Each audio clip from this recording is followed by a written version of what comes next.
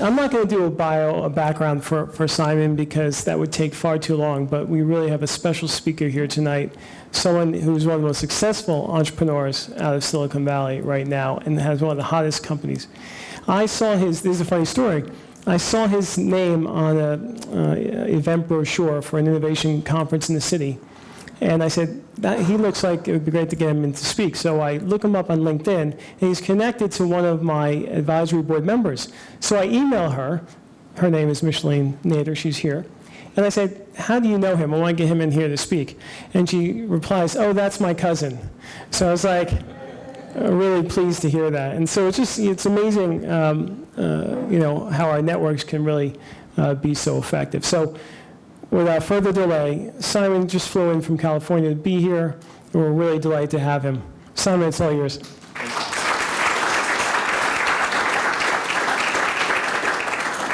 Thank you, Jim. Thanks for having me, and thank you, cousin. We do travel in packs, so my cousins are here. So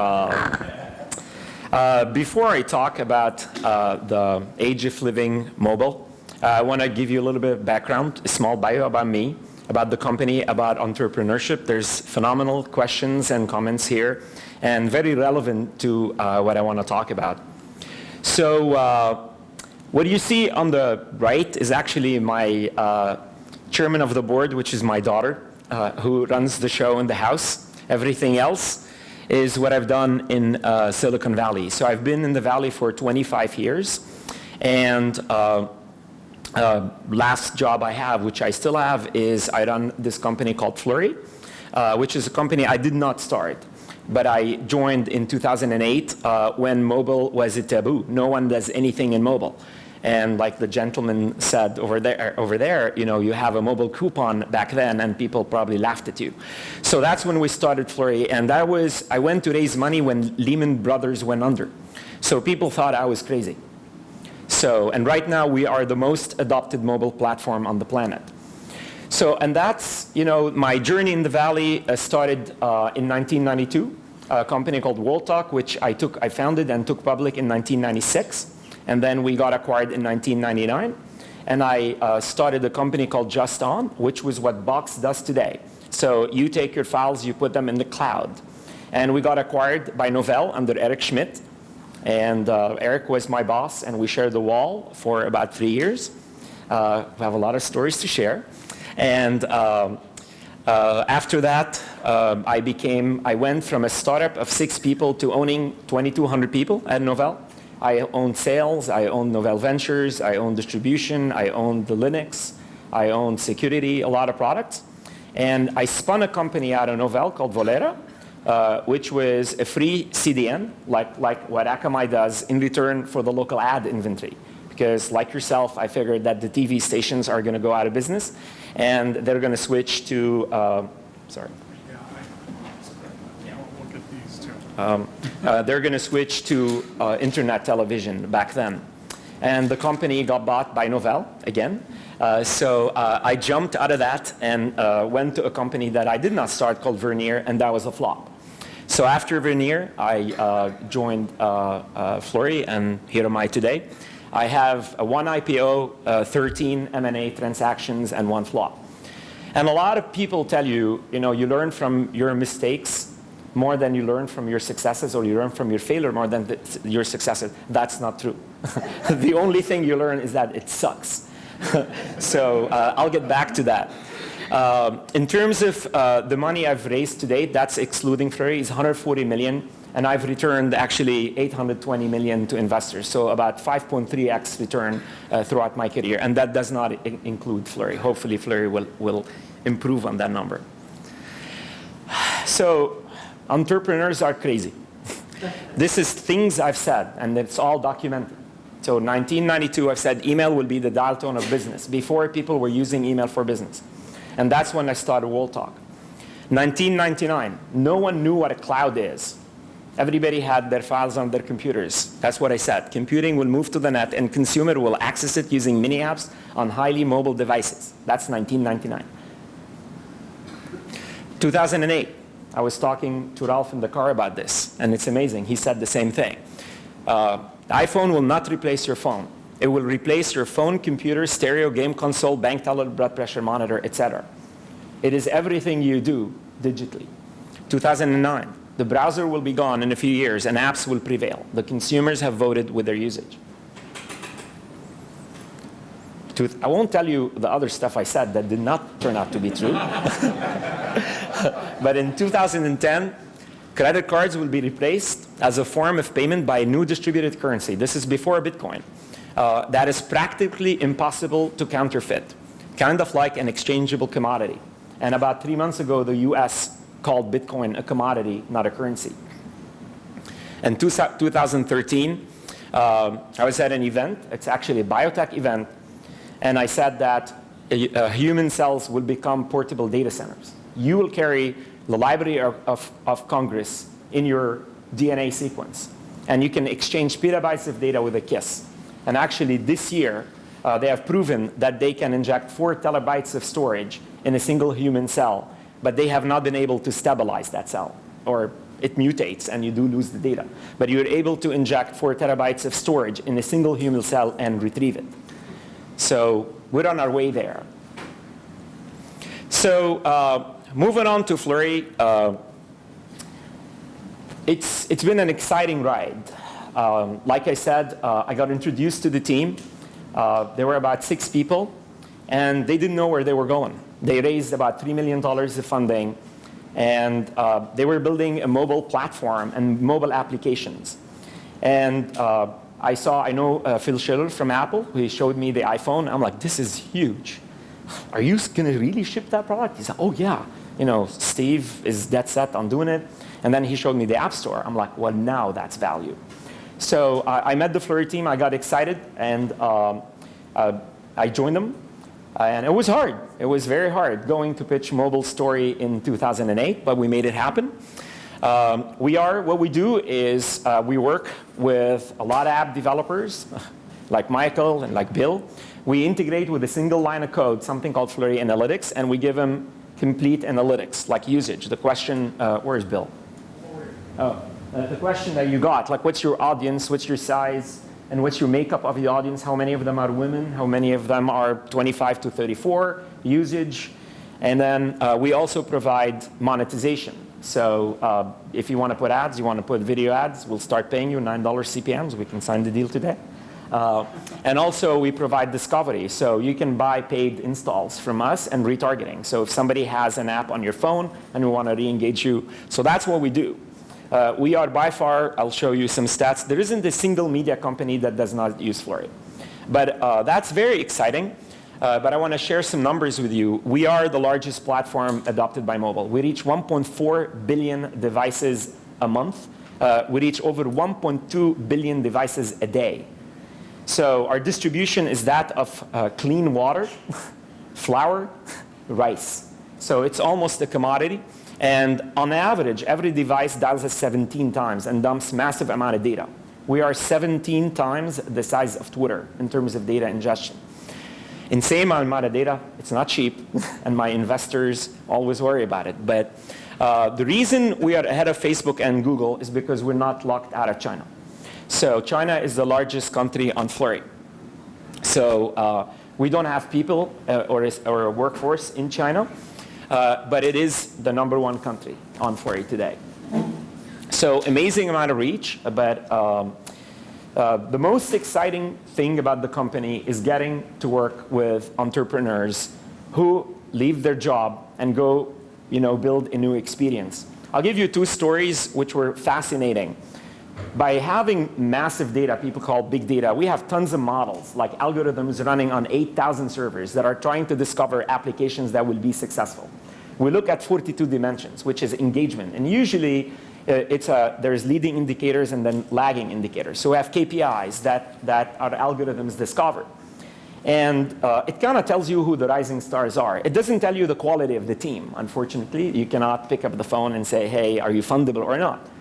But I'll give you 2 anecdotes. About 4 years ago, we saw an app that hit all the killer KPIs. And I sent a note to the admin on the account, and I said, you've got something exceptional here. And I gave him a lot of things that they need to improve to their apps. And I got a thank you, blah, blah. This company is Pinterest today. So give you another example, very recent example. About 9 months ago, we saw another app that was getting amazing traction among what I call the Midwestern women, that's a segment in our personas. And we saw a lot of usage. We did not see a lot of sales. So I looked at the app, and we looked at the metrics, and we spent a lot of time trying to understand why. And we made the recommendation to that lady who's on the account. And it's an app called Vango. And she's built throughout the years a list of independent artists that she has access to sell amazing art that you think costs $10,000 if you go to a gallery in Soho. But you get it for $250. If you don't like it, you can return it. The problem is she poorly designed the app, and she was only making $1,000 in sales. We had a team that works for free, redesigned the app for her to basically, exactly like yourself, based on the interest, don't show the art that is not interesting, because if the first piece of art you see is bloody and gory, you're going to leave. So we basically helped her build a personalized engine. We moved her sale from $1,000 a week to $100,000 a week. And this app is now extremely successful, and all the independent artists have a phenomenal way to ship and sell their art. It's called Vango. If you want to download it from the App Store, it has amazing art, and literally you look like a hero, especially in front of your wives. They'll think that you went to Soho and grabbed a $10,000 piece of art. So before I go to Flurry, there's a lot of entrepreneurs, or entrepreneurs want to be, I always call it the hippie factor. You got to be hippie to be happy. So it's about honesty, insanity, passion, perseverance, and intelligence. So when you are in a startup, it's all about the CEO. People have to trust you. And they'll leave their jobs, they leave very stable jobs to come and follow you. So you have to be a leader, but you have to have honesty. Because the moment you lose their trust, it's gone forever. That's nothing you can rebuild. Insanity. There's no way you can convince anybody to come and join a startup. The mountains are too high and the valleys are too steep. There's no way in the 80s you can go against IBM. There's no way in the 90s you can go against Microsoft. No way today you can go against Google. But people do it all the time. You got to be crazy. You got to say, look, I have nothing to lose. And that's what you do. Passion is huge. You got to love what you do. Like, this is something that you have to put you're 120% in. There's no way you're going to waffle or hedge, or this is in. You're all in. And perseverance. Look, startups are hard. Very, very hard. You get really bad days, and then you get worse days. But you gotta stick to it. And that's how miracles happen. And you only read the success stories. You only see, how Zuckerberg, became extremely wealthy, so on and so forth. He's had it hard. It's not easy. And they are far and few between. I mean, the hit ratio is 1%. So you're actually probably better off going to Vegas and playing on a roulette table. But it's not as much fun as this. And last but not least, I'm not talking about myself, but you got to be very quick. You do not have time for analysis in a startup. You have to make decisions in hours, not in days and months. So you have to rely on emotional intelligence and not on a lot of data. The more the company grows, you become risk averse. And you start to take less risk. But in startups, it's all about risk taking. So, but back to the gentleman who did have the QR code or the mobile coupon, one thing that I've seen among entrepreneurs is that we get the idea right, we get the decade wrong. And the way we do it is we completely overestimate what we can do in a quarter and a year and underestimate what we do in a decade. If you take time and look at the last 10 years and see how mobile has changed your world, or let alone your kids, or you look at that generation, the 3-year-old to 10-year-old, who's amazing at information discovery. They know how to manipulate content more than we do. But look at it about 10 years ago, the Motorola Razr was what we all had. We did not have instant access to information, to bank tellers. This just happened the last 10 years. So that's a common theme among entrepreneurs, is that eventually it will happen. And timing is very, very important. So there's a lot of carcasses on the way to making it big. So now to mobile. I actually I gave 2 keynotes today, and parts of it was this presentation. So when we talk about mobile, we talk about growth. What you see here is the number of sessions that are tracked by Flurry on a monthly basis. We finished March with 160 billion sessions, which is a start and stop of an application. We got funded in May of 2008. And it's insane. And every industry is being disrupted by mobile. Starting with music, gaming, media entertainment, social, logistics, retail, and last but not least, messaging. So I'm not going to go music to messaging. I'm going to work backwards and show you how every industry is being disrupted. But more importantly, I want to show you how much more work there is to do, because to get the juices flowing, because we have not even gotten started. So if you look at messaging alone, it took a $19 billion check from Mark Zuckerberg to WhatsApp to convince people that messaging is hot. We actually called it first. If you look at the blog I put out in January, I called it the dial tone of this industry. And messaging last year grew 316% compared to the 115% growth to the mobile economy, which insanely grew at 115% year over year. But messaging was 3 times that. And it has created overnight telco companies. It took AT&T 100 years to reach 105 million subscribers. WhatsApp has 465. Now, granted, they don't have the cost. Sorry, they don't have the revenues, but they don't have the cost either. So what you see here, the dark blue is traditional wireless companies, and the light blue are OTT, messaging apps. People in China, I've been to China, they live on WeChat. That's their sole mode of communications. People would be in separate rooms WeChatting to each other. If you look at Snapchat, you know, they use Flurry, and the adoption is phenomenal. And it's not teenagers, it's across the board.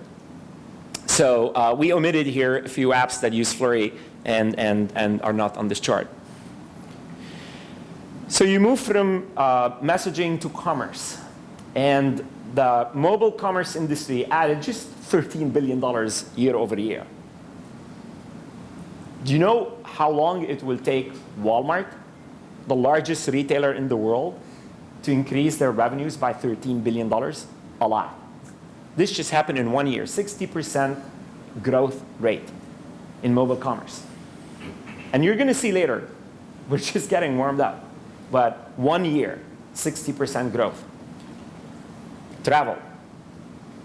The travel industry went from almost nothing in 2009 on mobile to $13.7 billion of revenue. It's fascinating. And you look at usage, it's even more. And what you're seeing right now, it's that concept that these travel agents are now becoming travel companions. It's not, hey, the moment you book the ticket or the hotel, I forget about you. They go with you on the trip. And they provide you, recommendations for restaurants, places to visit, translation services. So it's the entire life cycle of vacations and travel that's being disrupted by mobile. Think of it as the travel agent who's been to Greece so many times is traveling with you electronically or digitally, and then making sure you are taken care of. And we're seeing a lot of usage, what I call post-trip or during the trip. So especially like TripAdvisors or things that are being integrated into the booking experience. So that's a trend that's going to stay, in which it's part of the CRM stack. It's no longer the one-time sell me a ticket and leave. I'm going to be with you, like change your flights, do everything for you, and serendipitously show you services as you travel. Social. There used to be the social era. Short-lived, 4 years. So you look at the light blue, it's the time spent on mobile compared to the dark blue, which is desktop. You look at Facebook, the largest social network on the planet, Tencent is the same thing. 68% of the time spent is on mobile. Mark had a rough time. People declared him dead. It was the anti-hoodie movement. People called, said, let him go, bring a seasoned exec. He turned the company from a desktop company that was a platform into a mobile company in 18 months. Generated over $1 billion in mobile advertising company. Look at Pinterest. 92% of usage is mobile. So mobile has completely absorbed social. There's a lot of opportunity still left in that space. Music. So 2 weeks ago or a week and a half ago, there was the rumor that Apple was buying Beats. Shocking. I wouldn't choose them, but very well justified. Because if you look at this chart, it looks like mobile ran out of industries to disrupt. Education is too legislated. Healthcare is too tough. Because there's so many laws. So mobile came back. If you notice, we started with music, we went back to music. And this year, for the first time, downloads were down year over year, 2.3%. I mean, come on, iTunes, how could it be down? Yes, the consumer wants to be liberated from the device. So streaming was up 51% year over year for the first time to deliver $1 billion. So this is very good for you, Mike, very good for you, Bill. So you can easily feel the trend that I don't want to be tied to a cable or to a device. I want my music to be in the cloud, and I want to reach it everywhere. So it is fascinating that after all these years, that physical sales are still 51%. People still buy CDs. But now streaming is actually coming very, very strong. So in terms of what's the consumer experience? So that's something we watch very carefully. And when we put this data out, the entire industry, and Mark Andreessen, who invented the browser, sent me a note. He said, man, you're killing me. I'm like, Mark, I'm the messenger. So the time spent in applications is 86% of the time compared to 14% in the browser. And it's actually a rebellion against a piece of code, which is the browser, that was between the consumer and the experience. There's not much you can do. Yes, you can write HTML, but it made everything look the same. And people became minimalistic. If you look at Marissa Meyer's claim to fame at search is leaving the page white because she doesn't want it cluttered. And it was true. But with mobile, with applications, you can customize the experience to your, or the consumer experience and the application to what you're trying to deliver. You're not limited by Internet Explorer or a Mosaic or Safari. So, and that has created a complete change in how people think about discovery. Google no longer holds the key to the kingdom. Because not everybody goes to the search engine and try to discover things. Humans and consumers are curating, they're choosing their own apps, and they're using it all the time. And then they go to Google for the long tail. So there's a change of the guard that will occur in the next 10 years, and Google is going to lose that, and that is going to unlock $50 to $60 billion of advertising that the app economy is going to benefit from. So true, gaming is 32%. But if you actually look at it, it is the cheapest form of entertainment. For 99 cents, which we actually measure, the time span or opportunity cost, you can get entertained for 4 hours. Like if you want to go to the movies, you actually spend about $10. That's for just 2 hours. But gaming in terms of overall time is actually declining. And utilities and media and entertainment are growing very fast. You would love that. Media and entertainment is one of the fastest growing segments. And exactly like Bill is suggesting, the studios are frustrated. They want to cut the middleman and go straight to the consumer. The only problem is they don't understand the consumer. They don't know how to deliver to the consumer what they want. So there is a lot that those media companies can learn from emerging startups. So, and in terms of day parting and time spent, I love this chart. It kind of tells you people don't sleep anymore. So, and that's a US number. And if you actually look at China, people do not sleep. So it's maybe their devices are turned on all the time. But I mean, you look at the 4 a.m. in the morning, you have people shopping. So you got insomnia, you pick up a shopping app and you start shopping. Put you back to sleep. News and magazine. So this is a 24/7 activity. And if you look at prime time, it's actually not as pronounced as television.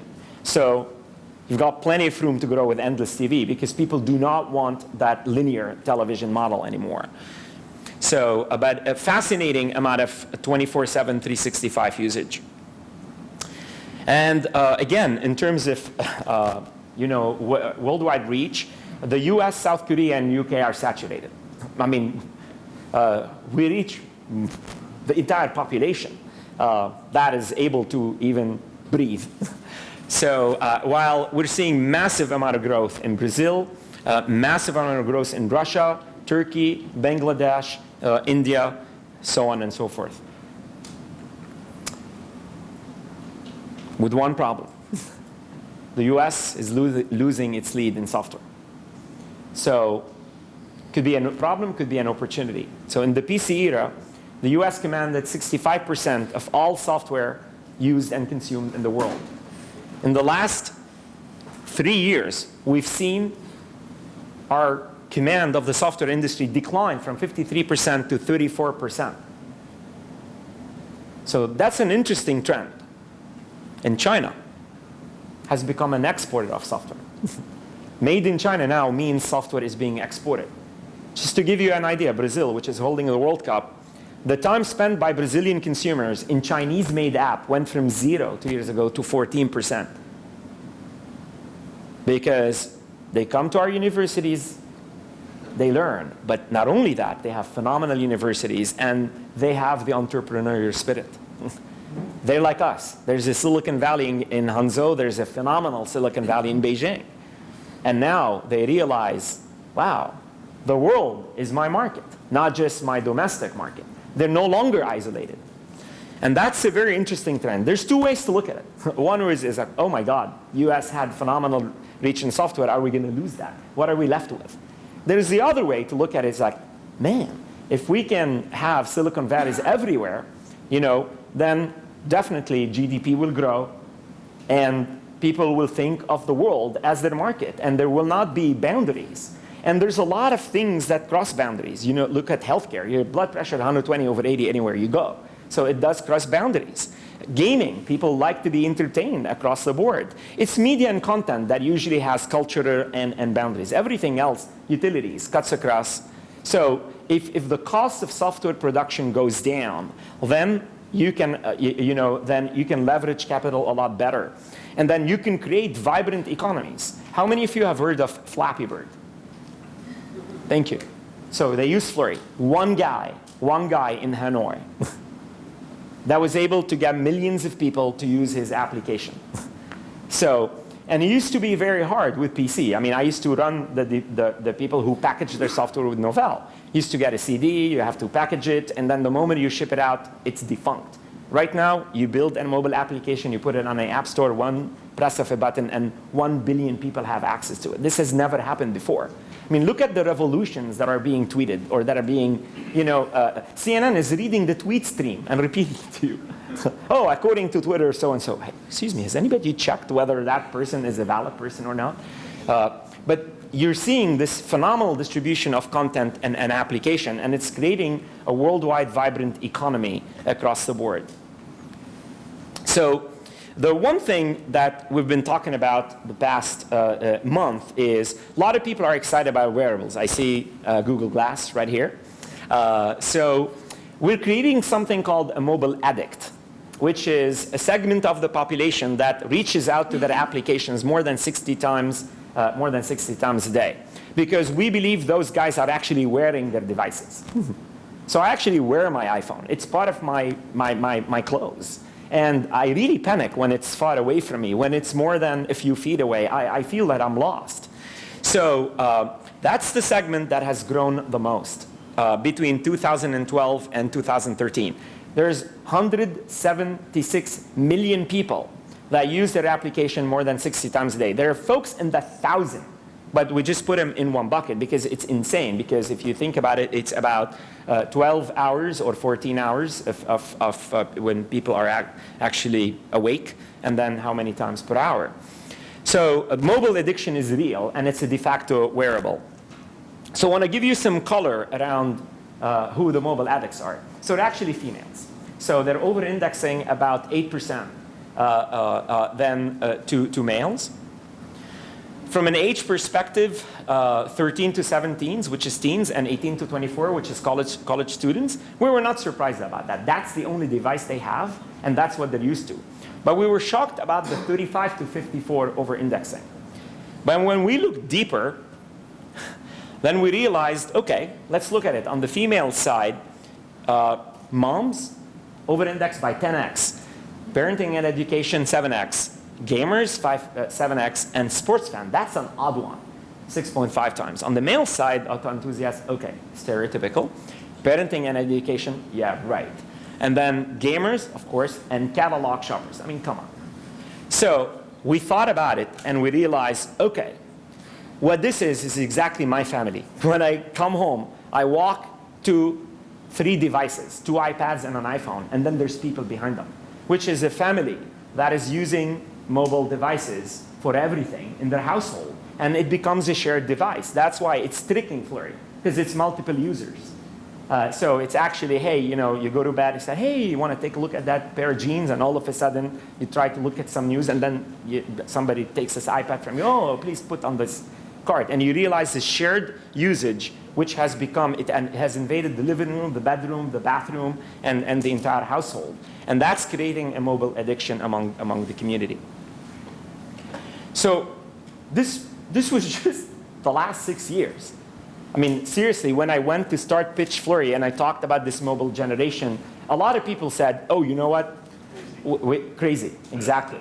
And some of the world's best investor, I remember, you know, John Doerr, he said, let me tell you one thing. The next Google is Google, the next Samsung is Samsung. There will be no more new platforms. And he regrets that. And I saw him at the Churchill Club. He said, I made a mistake. And I'm like, it's very clear in your IRR that you did. But there's a lot more. Let me share with you some numbers. Despite this amazing growth, mobile gaming is only for 14%. 14%. So that's an $80 billion opportunity that's still ahead of us. And people think mobile gaming is done. So last year, we're talking about Angry Birds and Zynga. This year, we're talking about Supercell and Candy Crush. Next year, you're going to be talking about something completely different. The market is not saturated, has a lot of room for growth. Mobile advertising, that's the business we all aspire to be in. It's still at 4% of the overall market. It's still less than radio. It's still less than outdoor. And people on it are all the time. So phenomenal opportunity, phenomenal opportunity. So this is what we called it a $155 billion opportunity in the United States alone. Moving to payments. All this excitement about Square being $3 billion market cap, blah, blah, blah, blah, blah. 0.7% of the payment market. 0.7%. It's actually embarrassing to admit everything we've done. So this is 157 billion North American opportunity. This is not retail. This is just payment. and that's just the fraction. That's not the sum. This is only the transaction fee.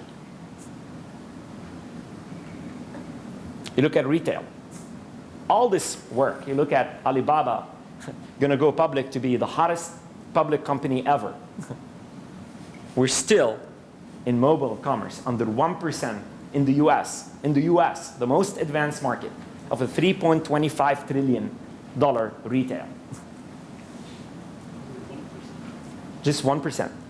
So imagine if we take just 30% market share. So Alibaba went from 0 to 9% in China, which is a very tough retail market. Very tough retail market. In 7-8 years. If we take 10% of the US retail market, if they've done it in China, we're willing and able. So that's $325 billion opportunity that's ahead of us. Just 10%, not more. I just want to be equal to China, not inferior to China. $325 billion opportunity. So if you add all these up, you're looking at a minimal, if my math is correct, and don't embarrass me, it's a $2 trillion opportunity that's still ahead of us. And we'll still be at the 10% to 20% market share. So it's all reachable. Like, I'm shocked that people still advertise on cable. You still see Ginzu knives at 4 a.m. in the morning on cable television. Like, who's watching? So, like, it's based on a currency that's developed by Nielsen's, which is incorrect. It's based on a small sample. But it's a trusted currency. So there's a lot ahead of us. So for all the entrepreneurs in the room, I want to back to the lesson you learned from failure. I think Eminem in, 8 miles, 9 miles? I'm not going to use the profanity he used, but he said, success is my only option, because failure is not. And you don't learn anything from failures. You learn that they suck and they're horrible. You learn a lot from successes. And you go from one to the other, but have no fear. Have no fear. You will get a job if you fail. And that's the beauty of the US economy. It's still a phenomenally vibrant economy. We can innovate. We have a system that allows us to innovate. We have a financial structure that allows entrepreneurs to go take risks. And we still have amazing amount of opportunity ahead of us in mobile. And mobile is not just the only segment. I mean, healthcare is so untapped. You look at online education.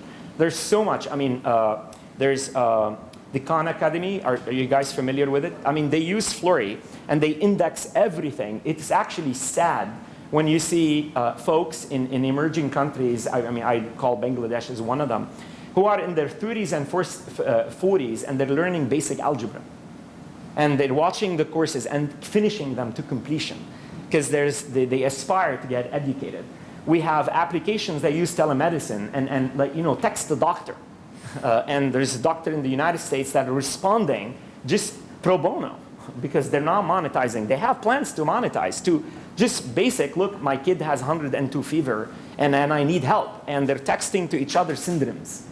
And then say, look, can you get Panadol, or can you get this? And it's all being tracked by Flurry. And like sometimes you just like, when we watch some of these, you just want to help on the phone. And I remember during the Haiti crisis when I think the Red Cross had an app, and like we gave them free everything. But it's amazing what you see some of these applications and the level of innovation. So that's all I have today. I mean, if there's one message I want to leave is, don't be scared. Like, don't worry about what happened 10 years ago. You probably have a great idea that will materialize 10 years from now. So keep trying, and you're going to hit it. So if you have a crazy idea, tell your incubator friend right next to you about it, and build it in New Jersey, home of the next president. Thank you.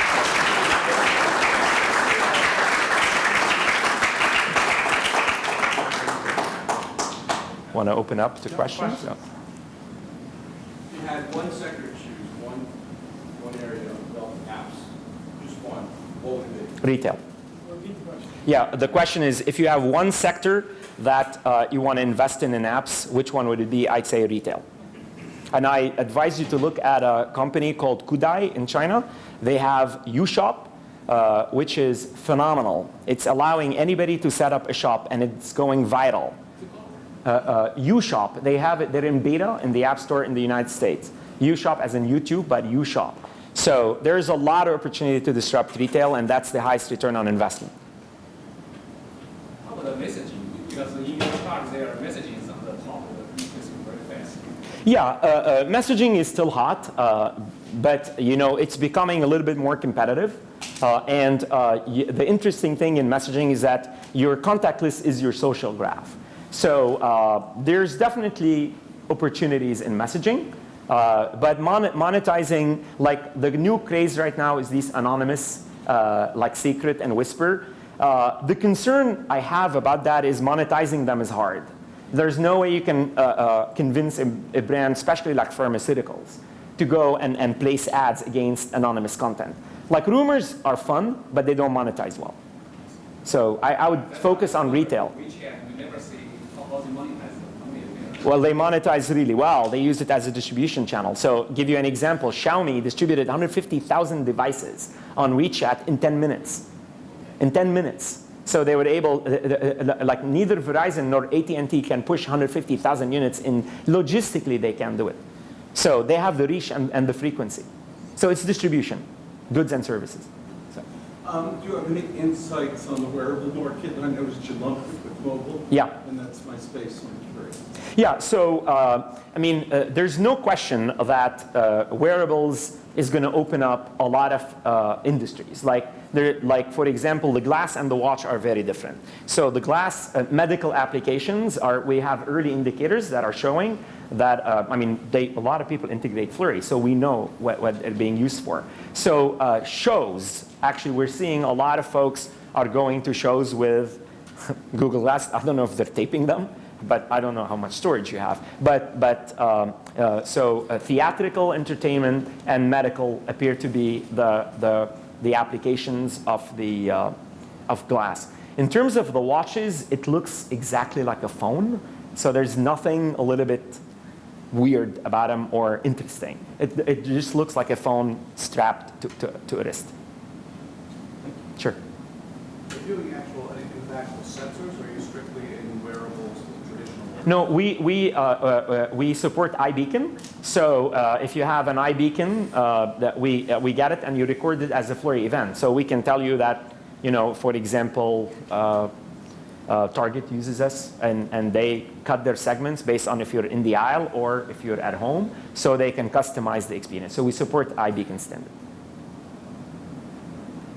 One of the illusions inventors have is they think they have this great idea, but there's millions of talented people that have similar ideas. What's your view on software or business method patents for mobile apps? Is it something to invest in or stay far away from? Because there is competition, but do you want your competition to be, or do you want to try to capitalize on it? No, that's a good point. I mean, there was a question about patents.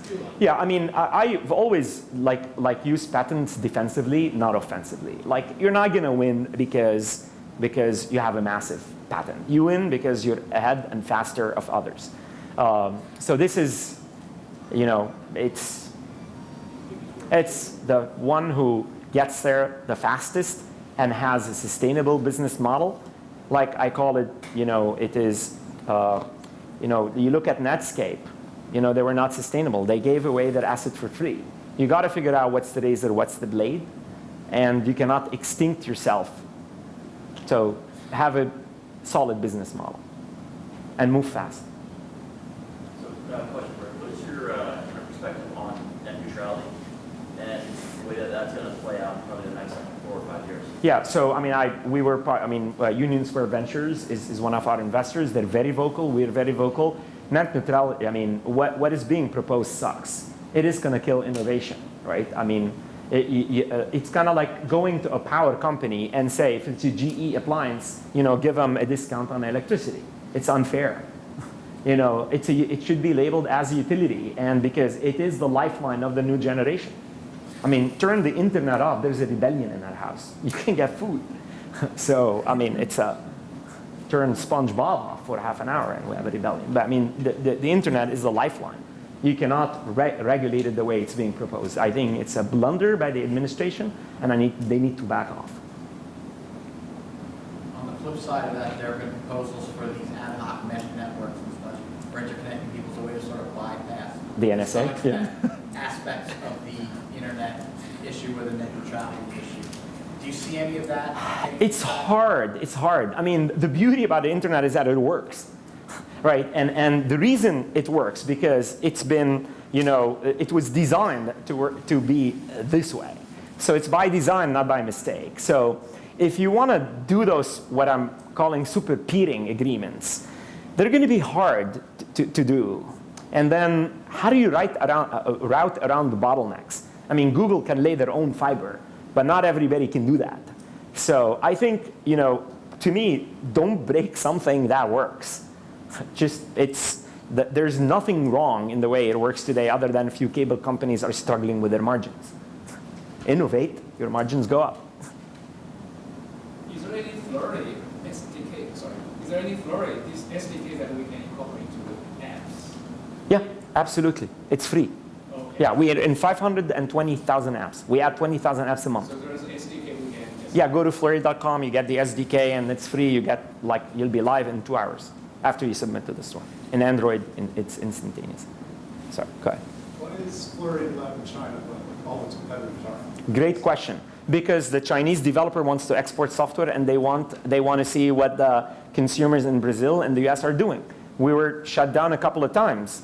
And I called them and said, okay, thank you. I'm going to shut down access from North America to your Chinese developers. How would you like that?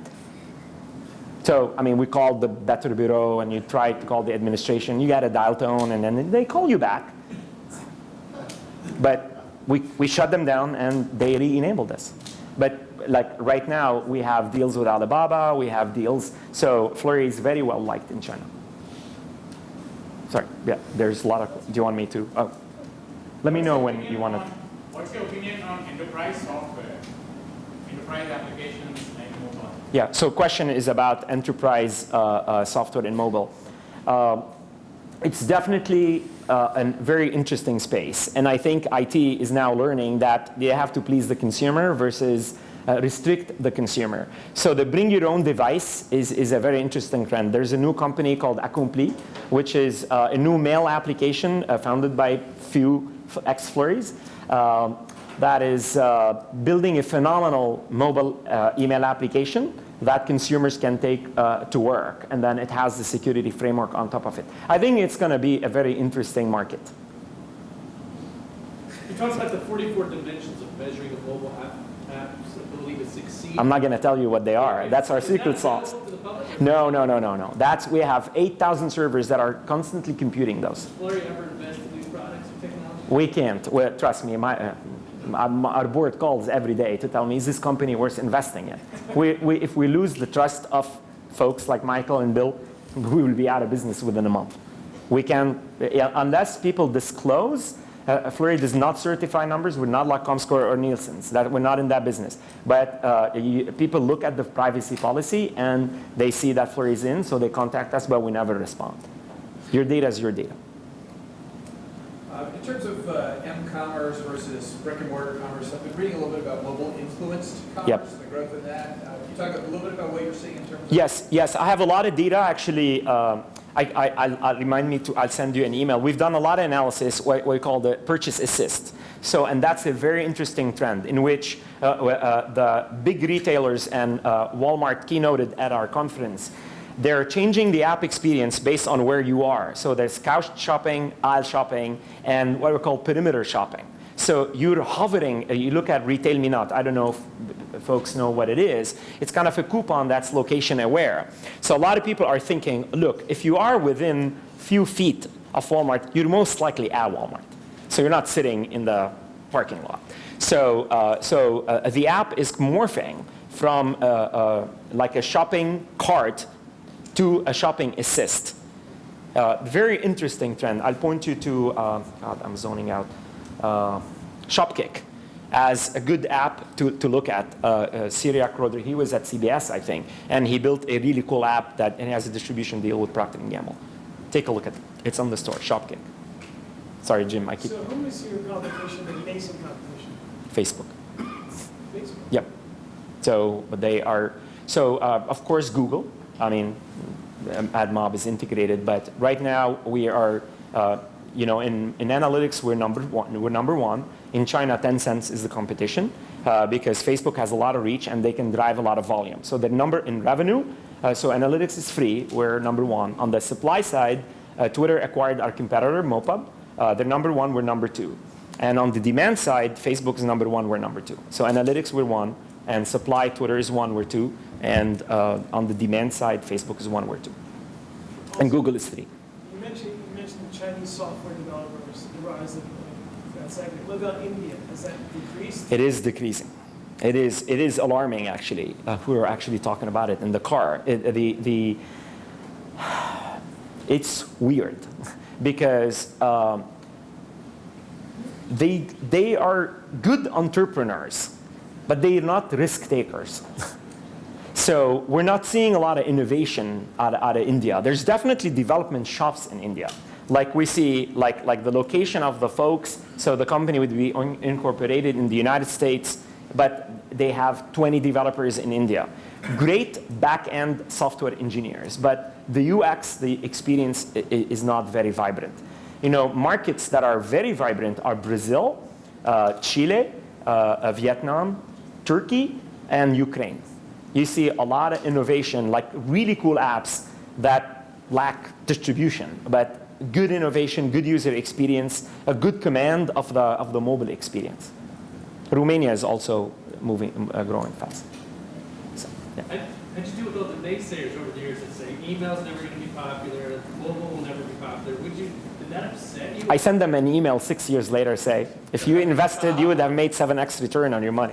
You showed a chart that says that females are sports addicts. Yes. So what sports are they watching and how? Yeah.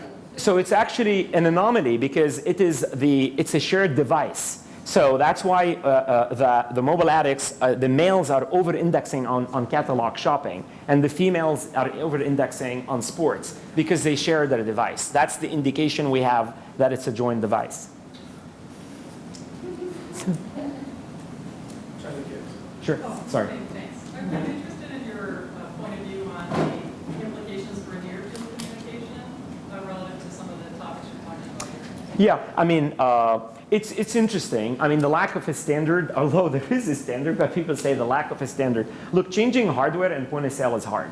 That's why I believe complementing them with something like an iBeacon is going to be more interesting.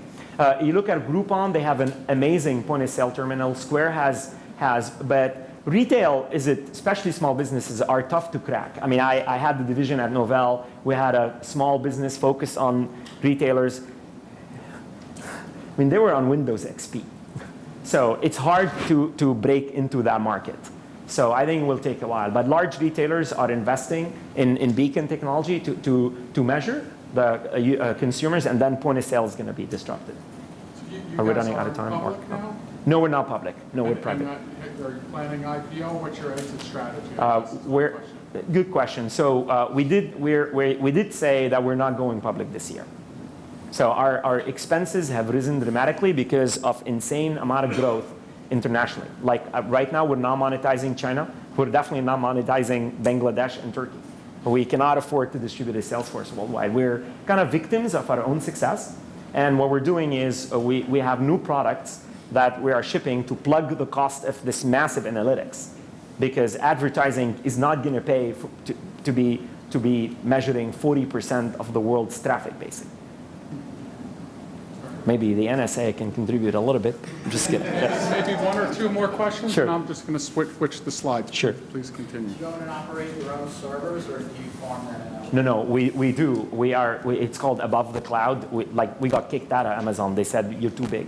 We have our own colos, and we have about 32,000 servers, leased from Dell. You made a point earlier that you said healthcare is just too hard. Why did you say that? Regulations. I mean, all these what I call the OTT, doctor texting apps. I mean, it's actually illegal. If you're not allowed to practice in a jurisdiction, or you could go to jail. But you know what? Somebody with a very sick kid is not going to care.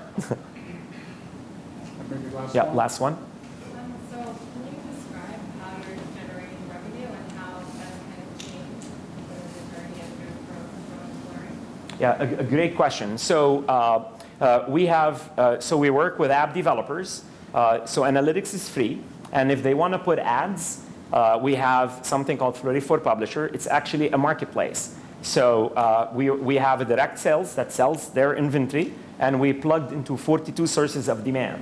So if Michael wants to put video ads, you're going to make a lot of money. So we sell it direct, or we work with the marketplace. That's on the supply side, and we make a 25% margin on it. So if we collect $1, we give Michael 75 cents. On the demand side, we have ads products. So you come in and you have an app, you want to buy downloads, you can do that. And we have something called optimized performance marketing, so OCPC. So if you want to drive traffic to mobile optimized, like we charge you on a completed click, like Google. But we have not introduced brand products. Like you cannot come to Flurry yet and say, I want to launch like a TV style campaign whose goal is to just impact the brand. It's all performance. We will introduce brand products in 2015. So it's all advertising based. 40% margin on the demand, 25 on supply. It's a great way to wrap up. Yeah, great. Thank you so much.